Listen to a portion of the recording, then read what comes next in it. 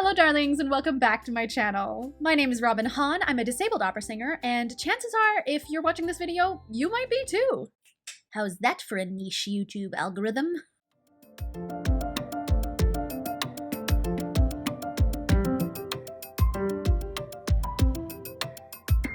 When I came out as having hEDS to my online operatic community in 2020, I was really lucky to get a lot of support, but I also got a lot of private messages from other opera humans I know who have privately struggled with chronic health conditions and even hypermobility in particular. More than a few opera colleagues have messaged me to tell me they too have hEDS or HSD or suspect that they do or are pursuing the diagnosis.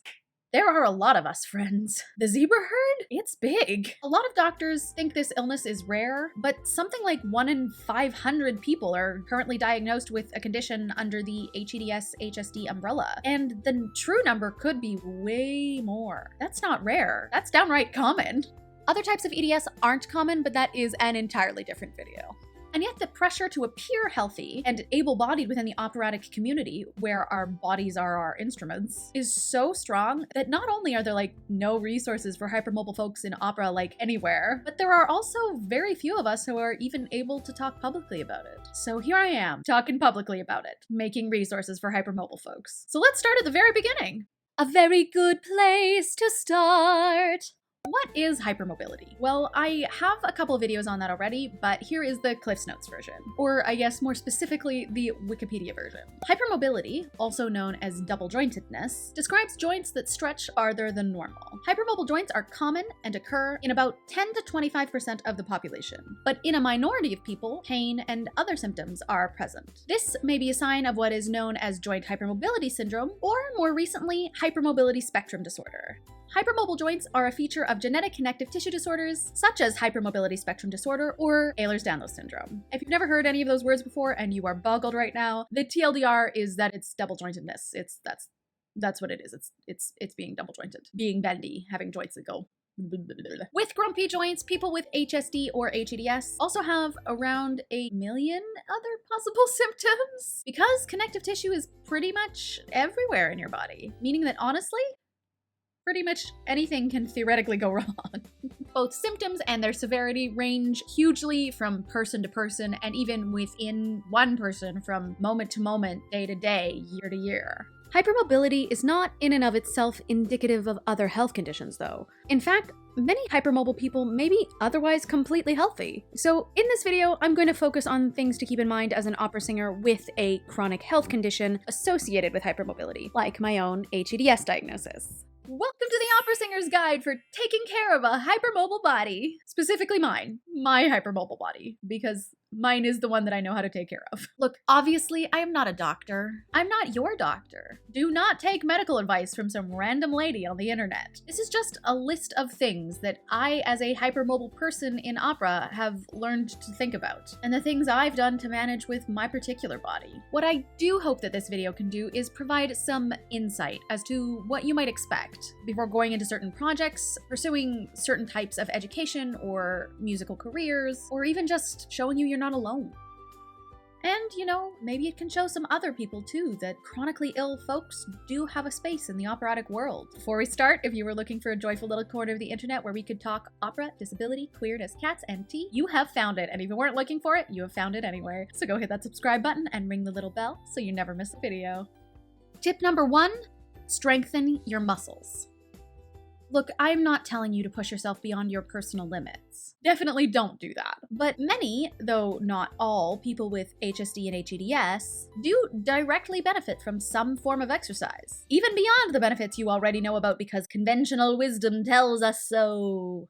Unless you have ME/CFS, then it doesn't help at all, because the PACE trials were a lie.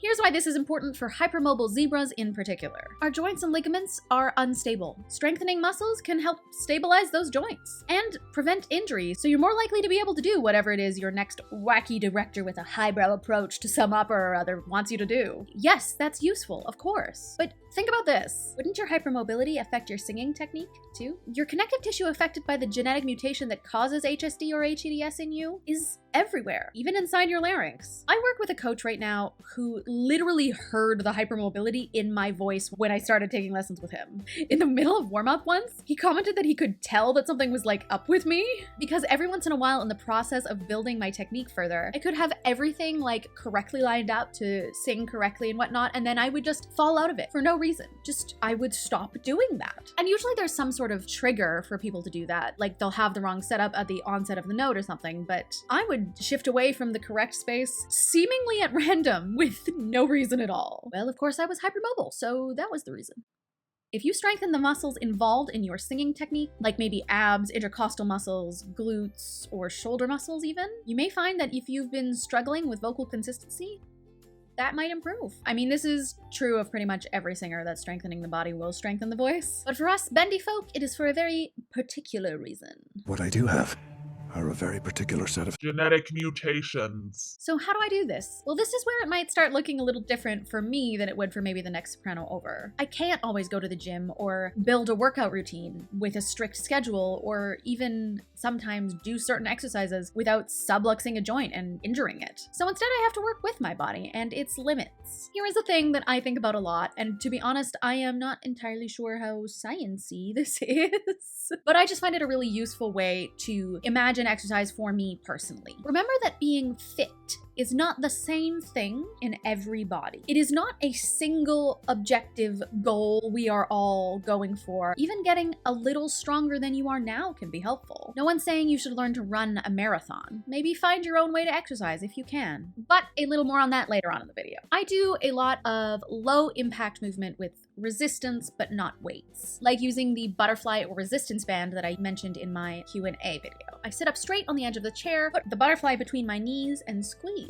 I hold the resistance band and pull on it slowly while keeping my elbows in. I even sing like this. I rehearse arias like this. Other forms of gentle exercise I do extended walks if I have the energy and the weather is good. I cannot do planks, they'll ruin my shoulders, but wall sits are awesome. Awesomely painful.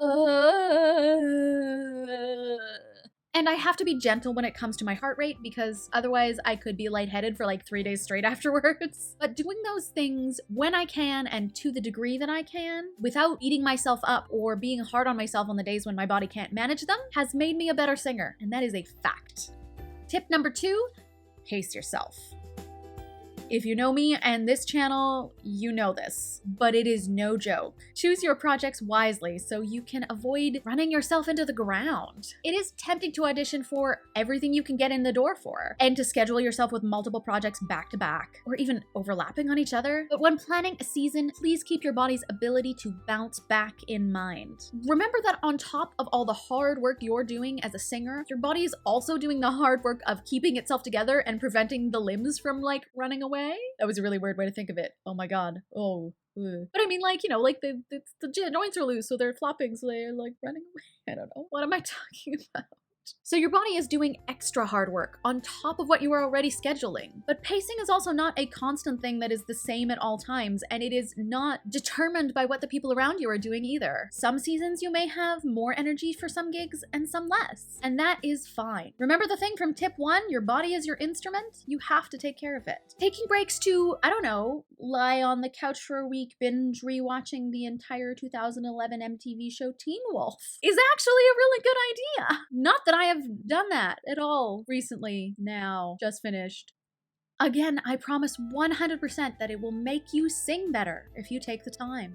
We often feel like if we're not constantly performing, the industry will punish us, or even forget about us. This is not true. Every single opera singer, anywhere, ever, has had to take breaks, and many have had to stop taking contracts for chunks of time just to avoid burnout. They're still welcomed back into the industry when they're ready to return, and so can you be. Anyone telling you otherwise wants something from you. I realize that there is a lot of financial pressure on us as artists, particularly chronically ill artists, to try to work as hard as we can. Some of us feel like we don't have a choice, but if you are running at the edge of what your body can manage over and over, at some point it won't be able to manage it anymore. Take care of yourself. Take care of each other. Just take care. Tip 3. Use aids if possible. I know it's hard and complicated, and that educating your directors on why coming to rehearsal with mobility aids is fine actually should not be your job. The discovery of needing a mobility aid can be a heartbreaking one for opera singers especially, just because of the doors that start shutting in your face because of it. But that is such a big and important conversation that it is actually a whole other video, and that's coming soon. It will actually be a collab with a really awesome cause tuber, and I am amped for it. But yes, because that is an actual video that is actually concretely coming soon for sure, I am not actually going to go too far into that right now. You will just have to hit the subscribe button to know when that comes out.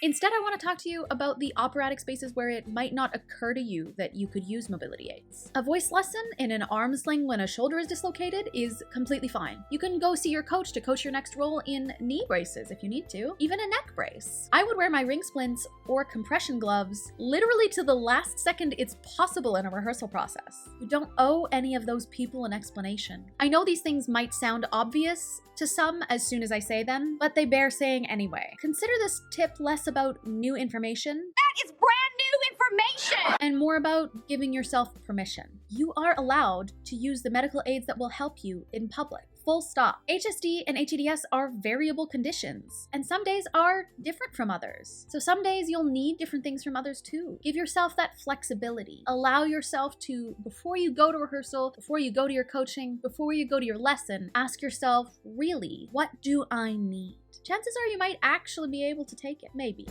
Tip 4, pack light. For many of us pursuing opera, but not all, travel may be a huge part of your life. It was for me for many years until the pandemic. If so, here is my most important tip. Travel light. You feel like you want to be prepared. You want to make sure you have everything, that you're not spending money on storing things all over Hell's Half Acre and finding complicated ways to cart your stuff to you when you need it. You bring every score, every gown, and all the possible clothes you might need, your entire makeup bag, and a good speaker. And then you can injure yourself trying to drag that giant suitcase over cobblestones, or adjusting your giant backpack wrong as you lug it over a gigantic airport so huge and confusing that it feels like the hallways behind you are moving like at Hogwarts. And then your body feels like it was hit by a huge garbage truck and you almost pass out on the Berlin Ringbahn. This is absolutely based on a true story. Honestly, traveling light may involve traveling less, or it may involve blocking out a few more days of time at home between contracts before flying to the next place. But that goes into the point of pacing yourself too. Again, there are a million ways to interpret this tip, or to think about it when it comes to thinking about different people and their situations. But what it boils down to is that I personally think it is better to set yourself up so that if your flight is delayed, your long haul bus gets missed, or you have to race to catch a flight connection, you avoid injury along the way. Tip 5, ask for help. This is a broad one. What I'm talking about is being open about conversations with doctors if they're helpful, and with your support system if you have a good one. Opera is hard. We do a lot of unpaid work for many, many years before it starts to pay us back. We study so much music. We memorize entire operas, sometimes twice if we're singing it in a different language than our native language, and we have to do a word-for-word translation, and then we have to memorize that one too. And then on top of that, we learn to make this frankly weird noise that involves our entire bodies, going through hardcore training to do that for many, many years. And often that's a lot of stress. So if you're able, ask for help. Ask for exercises to strengthen your core or intercostal muscles from a physiotherapist who knows your body maybe. If your pain levels change and you're able to do so, ask a doctor or specialist about what you might add, switch, or change. Because, gentle reminder time, store-bought pain relief is fine, and there is no moral high ground to be gained in toughing it out when you're in pain. I know sometimes you're not able to access those pain medications, or maybe you've gone through 5,878,383 options and your pain is not well managed. And if that is the case, I feel you, and I see you, and I've been there, and it's horrible. But that's not actually who I'm talking to. If that's you, I know you don't need some lady on the internet getting on your case, and I am so sorry that's happening.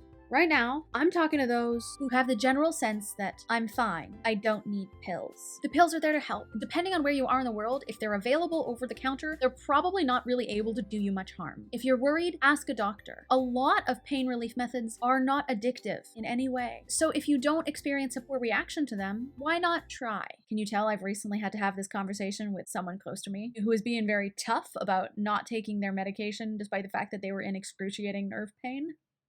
Another way to ask for help, scream into the void. You can scream into the void with the hashtag #NEISVoid on Twitter when you're frustrated. The No End in Sight void is a place for people with health conditions and/or disabilities, diagnosed or otherwise, to communicate, connect, rant, and be heard. It is a safe, wonderful place. I highly recommend it. Did I just say there was a safe, wonderful, beautiful place on Twitter? What? I'm sure there are about 8 billion more ideas I could put into this video, but these are the key ones I could think of that I think really belong in a top 5 list. I could go on for ages, but that would make this video really complicated, and I am not doing well. Other strategies may come up in videos to come. Remember that there is no one way to manage your body in opera. And with that in mind, I'd love to hear what you guys do, think, or might want to add in the comments. The more ideas we can collect, the better. I'm now leaving it open to your wisdom. It's just that if anyone came up to me and asked me my top 5 things or whatever, this is what I'd say.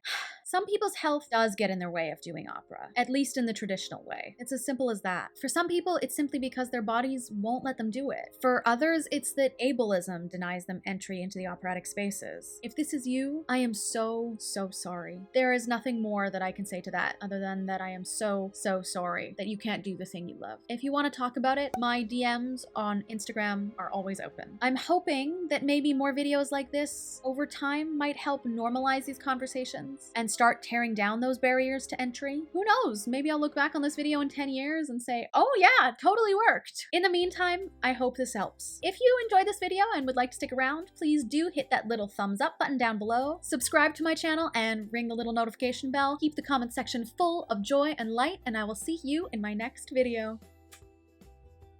I am on slow motion. I truly could fuss with my eyebrows all day. Tell me to stop. Tell me to stop. Tell me to stop. Owie. No, I'm still going. I'm fussing. I don't know. I'm in a weird mood today.